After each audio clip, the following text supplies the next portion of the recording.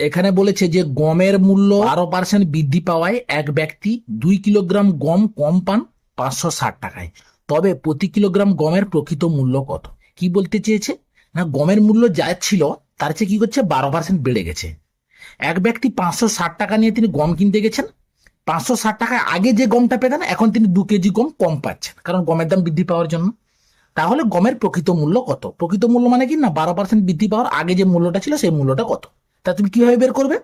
না, এই যে 12% বৃদ্ধি পেয়েছে, তাহলে লিখবে 12, আর নিচে লিখবে কত, 100 + 12, অর্থাৎ 12% বৃদ্ধি পেয়েছে বলে 100 + 12।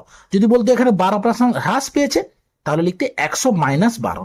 এবারে কি করেছে, 560 টাকায় সে 2 কেজি গম কম পেয়েছে, তাহলে এখানে করবে ইন্টু 560/2। তাহলে এটা কত হচ্ছে, 12/112 ইন্টু হচ্ছে 560/2। তাহলে 112কে 5 দিয়ে কাটাকাটি করলে 560 হয়, আর 2 × 6 = 12। তাহলে 5 × 6 কত, 30 টাকা। অর্থাৎ গমের প্রকৃত মূল্য হচ্ছে 30 টাকা। তাহলে অপশন ডি হচ্ছে রাইট অ্যান্সার। দেখো এখানে প্রকৃত মূল্য বলেছে বলে তুমি 30 টাকা বের করে নিলে, ঠিক আছে।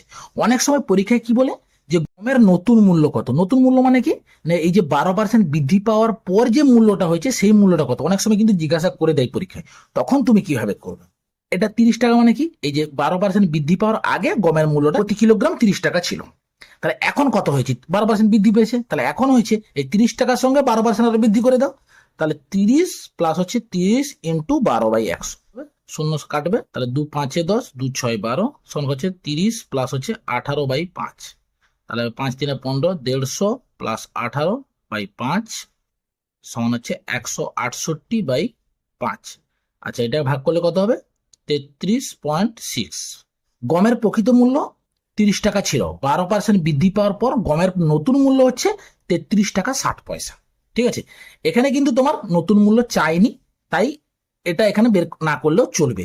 যদি তোমাদের পরীক্ষায় নতুন মূল্য আসে, তাহলে কিন্তু তোমরা এইভাবে বের করে দেখাবে। এখানে প্রকৃত মূল্য চেয়েছিল, তাই প্রকৃত মূল্য 30 টাকা, এটা বেরিয়ে গেছে এখানে। তাহলে এবার বুঝতে পারলে নতুন মূল্য আর প্রকৃত মূল্য কি জিনিস। একদম একই রকম অঙ্ক, তোমরা এই অঙ্কটা করবে।